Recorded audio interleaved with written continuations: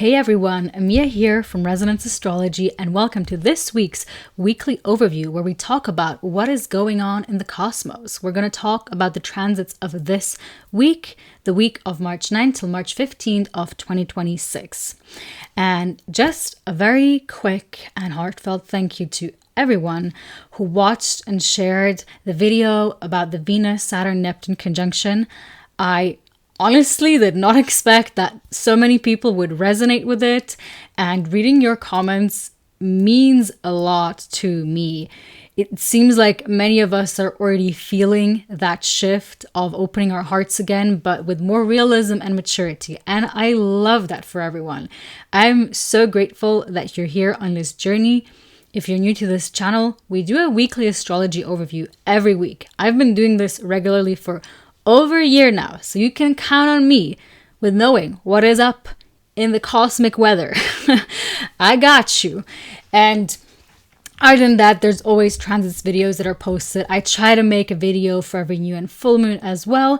And there's also lots of fun series that I have on my channel. There's a whole decan series that talks about the decans in astrology. There's a whole house series that I made, which was the start of this channel. So if you're interested in the houses, there's kind of podcast length videos on that. There's also another series that is ongoing as of right now, which is called Meet the Planets, where we talk about each of the planets. I always have a guest on, lovely guests, always, and we talk about each of the planets. As of right now, we made it up until and with Saturn, and this week the Uranus episode is actually going to get released. So I'm super excited to start also engaging with the outer planets as well. The focus of this series is really to let you be able to experience what it means to build a relationship to the planets. Because for me, that is the core of my astrology practice. And what I also find empowering, what I always want to give back to people, that you realize that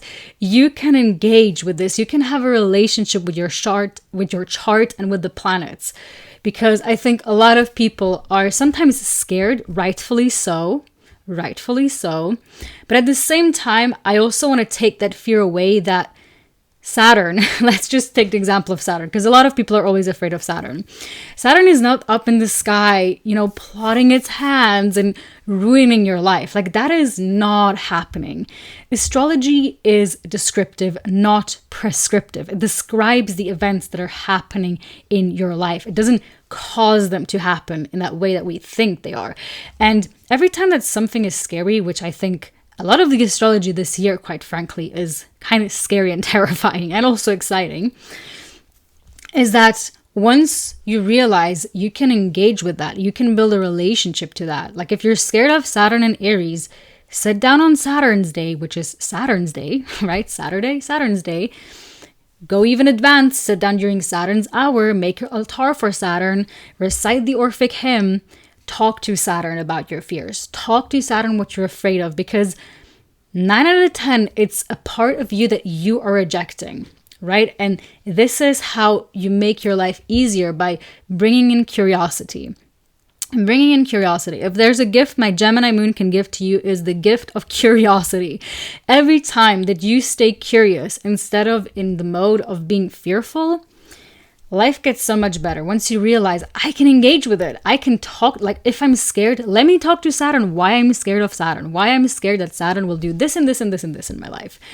And I can guarantee you, everything will be so much better, because you're going to land in observatory mode instead of, well, life is just happening to me. Like, no, you can make life happen with the planets, and you got to live through that. And then things become a lot more fun, because then Saturn shows up, and so many times it's never the way we think it is. Whatever I thought years ago that Saturn, Neptune, and Venus would be bringing is not what they have brought right now. It's usually never the worst case scenario. It's also usually never the best case scenario. It's, for many people, it's something in between, right? Like, we just gotta be humble and honest with that, okay? Not all transits are gonna be completely life transforming and life changing. There's so many little things that depend on context, on where we are in life, in which perfection year we are, other timing techniques that are influencing our life, our chart, our birth chart, and how things are gonna play out, and how in like what extreme manner they are gonna happen in our lives. There's usually, if something is very deeply penetrating our lives from a transit perspective, it's usually because there are multiple timing techniques with the transits being activated at the same time. Which brings me to my next point. And I'm sorry for making this intro a bit longer, but just, I believe there's a lot of new people here, so I just want to give you an overview. But feel free to skip ahead if you just want to listen to the astrology of this week. But just because a few people have also been asking me about readings, my website is kind of under construction right now, also with my offerings. But if you are genuinely interested right now in getting a personal reading with me, okay, I'm always open. You can reach me out through the mail. That is also linked in the description. And that is also linked on my website if you want to. But also, yes, things are under construction. So I'm sorry that it's a bit confusing right now, but I am open to doing transit readings and birth chart readings. There's also an option to get 30-minute pre-recorded readings if you have a specific question. This is great if you have one or two specific questions. I can get to you back a lot faster that way. So just wanted to let you know. Like if this Venus, Saturn, Neptune conjunction has been moving something inside of you, like we can sit down and explore that, what that means in your chart, in your life, and like what new levels have you been unlocking. So yes, it's just all of it is a bit under construction because I'm refining what specific offers I want to, offer next. So, all right, guys, let's now look at the astrology of this week. We're going to start off with Monday, of course, naturally. Mercury retrograde is trining Jupiter retrograde in Cancer. So both retrogrades are happening. And this is actually a very reflective and emotional aspect because Mercury retrograde often brings us back to conversations through memories and realizations from the past, especially if it's happening in a water sign. And then Jupiter tends to amplify whatever it touches, like making things bigger and grander than they actually are. So feelings, emotions, nostalgia can very much be amplified. And at the same time, right, because that Venus-Saturn-Neptune conjunction happened, it's also giving us room to reinterpret the past and the nostalgia and the memories we had and seeing things much more clearly for what they have been. And so Monday may bring moments where suddenly something just makes sense. An old situation, a conversation, or even your own emotional patterns just bring this aha moment, right? And later on that day, Moon also moves into the sign of Sagittarius, it's a Jupiter-ruled moon. So it adds a desire to understand the bigger meaning and the bigger picture behind what we have been experiencing. And so if you want something practical to do with this energy come Monday, it's a great day to journal and reflect. And ask yourself, what have the last months been trying to teach me emotionally? And a quick refresher and reminder, all Mercury retrogrades this year are happening in water signs. We're going to have another Mercury retrograde in the sign of Cancer in summer, and then another one later on in autumn in the sign of Scorpio, which means all of them, like this is a trine relationship, so all of them are gonna like riff off of one another in the long run. And all of this is also leading, like the last one we get in Scorpio is also coinciding with the Venus retrograde we are getting.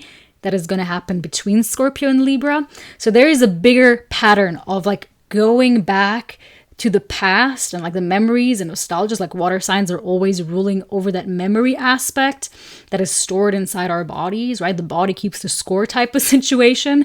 And so this year is a great year to bring things to the surface again, but completely rewrite the script. Like, guys, it's a really good time to completely rewrite the script, which I love for us. And then on Tuesday, we have Venus and Aries forming a sextile to Pluto in Aquarius.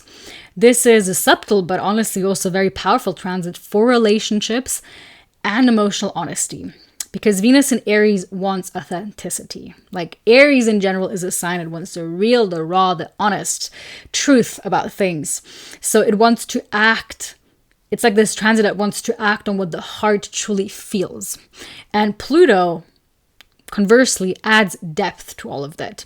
Can also sometimes bring a bit of urgency, like the downside of Aries is that Aries always carries these urgency with it.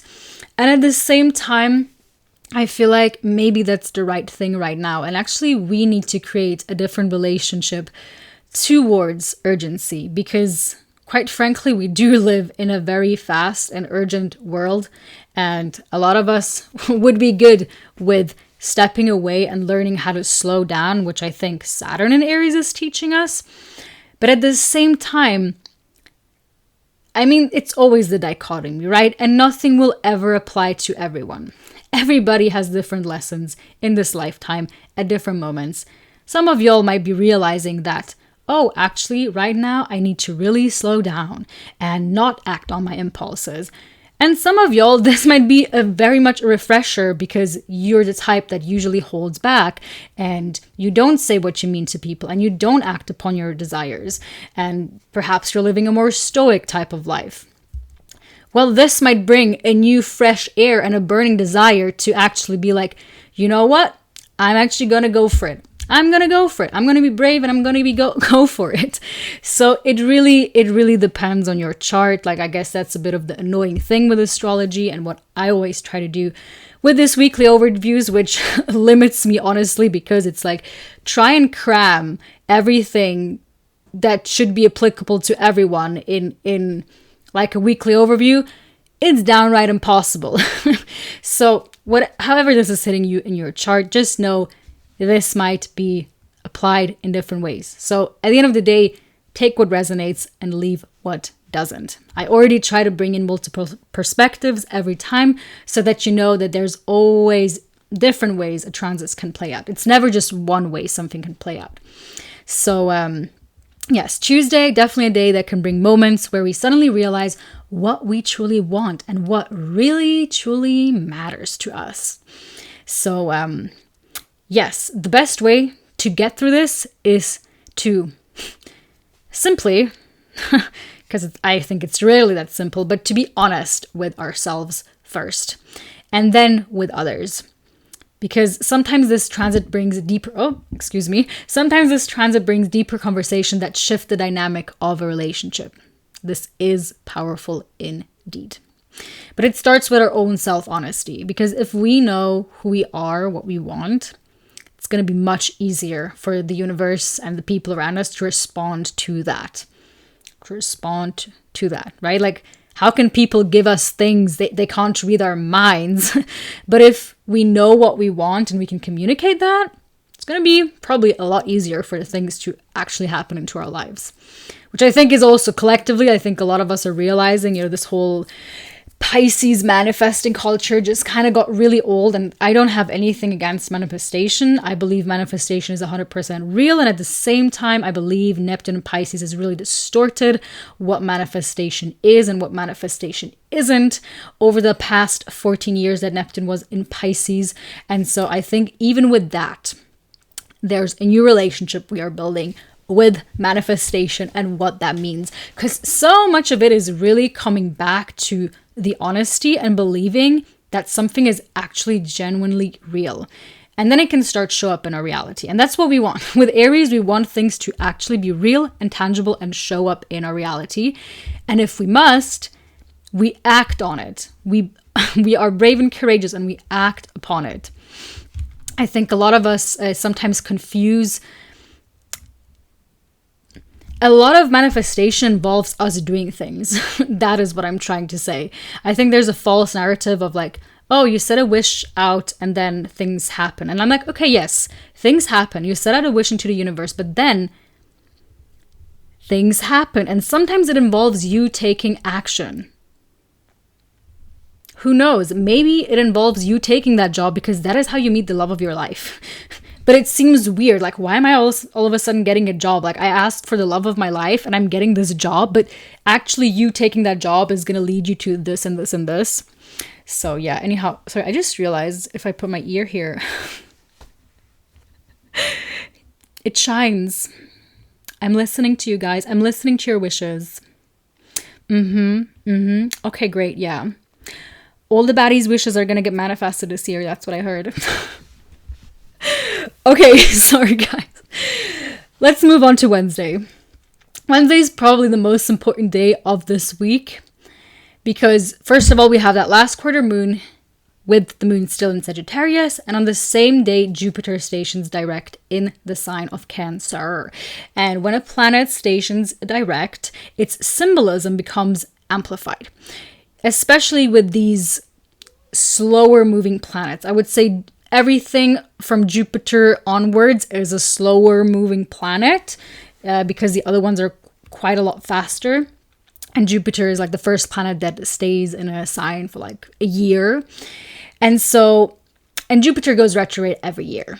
And so I think the stations themselves tend to be quite loud and also significant. Like that's when we usually feel it. And especially if you are a Sag rising or a Pisces rising, which means that Jupiter is your ruler, you're going to feel that even more exponentially.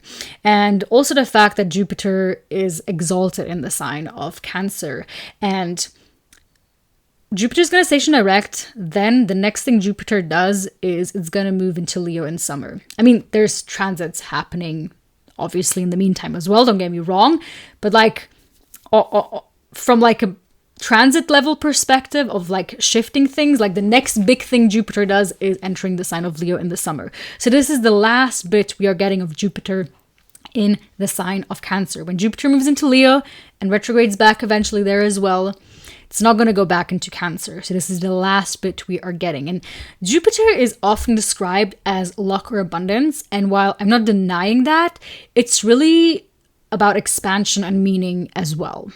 And sometimes expansion can feel very much overwhelming because receiving the good things in life can be just as challenging as dealing with the difficult ones.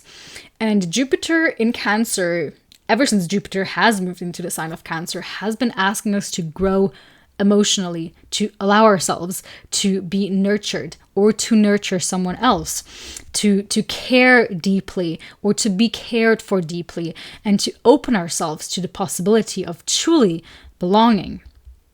And a lot of people have been experiencing a lot of grief, because it's that moment when you suddenly let yourself receive after maybe years of being in survival mode or being stuck in trauma loops, that feeling safety can all of a sudden be overwhelming in and of itself.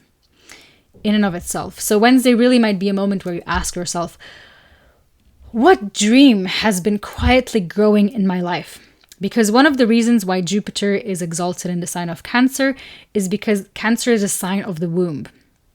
And when we think of the metaphorical womb, this has been the period where we have been when Jupiter moved into the sign of Cancer, think of this as a seeding moment of an idea being born, right? Like, don't think of it as actual birth, even though for some people, certainly that could be very much true. But like metaphorical, because not everyone's getting babies right now. Think of your metaphorical womb, and you can do this even if you're a man, like it doesn't matter. The metaphorical cosmic womb, that it was the seeding moment. And then the gestation happens. Like the baby is slowly beginning to grow. It takes 9 months. And so expansion is an ongoing process. And Cancer as well is an animal, like in real life now, that molts. And the process of molting, like shedding the old skin, involves growing pains. And this is really what I have been describing Jupiter in Cancer a lot of times. Just to make people realize, like, hey, there's a lot of growing pains, like growing into the version that you wanted to become, suddenly receiving the benefits, like everything you've dreamed and wished for suddenly coming into your life. That is strangely overwhelming in and of itself. But Jupiter wants you to be able to receive fully, so it needs to turn you into the person that actually can. And this has been the process. And now we are just getting into that final stretch of that story arc in our lives. So yes, then we move on to Thursday. The moon moves into the sign of Capricorn, which brings a bit more grounding energy. There aren't any significant transits otherwise happening during that time. And then on Friday, we have an interesting transit. Mars in Pisces is conjunct the North Node in Pisces, which all planets that move through Pisces have done that so far. Mars represents action and drive. And in Pisces, that action is often guided by faith, intuition, or imagination. And I think even now, it's more amplified considering the fact that the ruler of Pisces, Jupiter, just will have station direct a few days prior. So this can be a beautiful transit for creativity, spirituality, and following your calling, right? Because Mars for me really is that energy that drives our life force. and it's very survivalistic in that way, right? And so in this way, it can really be about what is the grand purpose that like we would die for. Like that's how far Mars with the North Node goes. It's like, what would I die for? But again, it can also go to extremes because sometimes people become so convinced of their beliefs or ideals that they're willing to sacrifice everything for them, right? It can really go in both ways. Like artists actually live this energy all the time. Creating something meaningful often requires a kind of devotion and a willingness to go through many cycles of death and rebirth in the creative process. But it can also go, it can also express itself in unhealthy and toxic ways, which we can see in the global sphere right now. Like we don't even need to get onto, you guys know what I'm talking about. So in a practical way, how to work with this energy is to ask yourself, what do I believe in strongly enough to act on it? And how can I express the belief in a constructive way? Not a destructive way, in a constructive way. We desperately need this energy to be to be expressed in a constructive way, not a destructive way right now. Yes, and then towards the end of the week, the moon moves into Aquarius, and on Sunday we see Mercury retrograde and Mars coming together in Pisces. Which, emotionally, this combination can feel quite intense. But on the positive side, this could bring passionate conversations or bold emotional expressions in multitudes of ways in your life, right? Like, what would you die for? But like, again, in an artistic way, okay? In an artistic way. What do you want to fully devote yourself into? Best case scenario, I think, is a kind of moment where someone makes an honest confession of how they truly feel. Worst case scenario, it's people arguing passionately about what they believe is right. And the Aquarius moon reminds us to step back and look at the bigger picture. It helps us observe instead of immediately reacting. Like the Aquarius, I think, always has this gift of healthy distancing itself from something, which, again, can be positive, can be negative, but I think it helps us to like, before we act, to just pause a bit, like pause before responding, right? Like let emotions settle before making these super big, major decisions. Yes, and before we close, I want to briefly mention that the astrology of next week is even more significant. We're going to talk about that next week, of course, because we're building towards a Pisces new moon. Mercury will also meet the North Node in Pisces for the second time. And then we also enter Aries season next week because the sun moves into the sign of Aries. We have the spring equinox. Mercury also stations stations direct that day. And so, yes, we're beginning a new astrological year. I'm excited to talk about this one. This week definitely feels like a reflective phase before a major next momentum is happening, because once the sun moves into the Aries, guess what's happening? Sun is going to conjoin Saturn and Neptune as well. And the sun is kind of representative of our life path. And so it is most certainly unlocking new levels for all of us once again. It's going to be even crazier with Mercury and Mars, especially Mars, right? But the sun is exalted in the sign of Aries. So this year's astrological new year is going to be a banger. It's going to be a freaking banger. But right now we're closing a chapter before the zodiac begins again. And if you want to understand how the Mars and Pisces energy might show up for you personally, I've posted a sign-by-sign breakdown on my channel, so you can watch this video. And I'm also going to have it linked down below or put up here if you want to watch this next. And as always, I love to hear how this week's astrology is showing up in your life, how you're feeling post Venus, Saturn, Neptune weekend, what has moved inside your heart. Let me know. I am curious. And yeah. Take care of yourself this week, guys, and we're going to talk to each other very soon. Much love. Bye.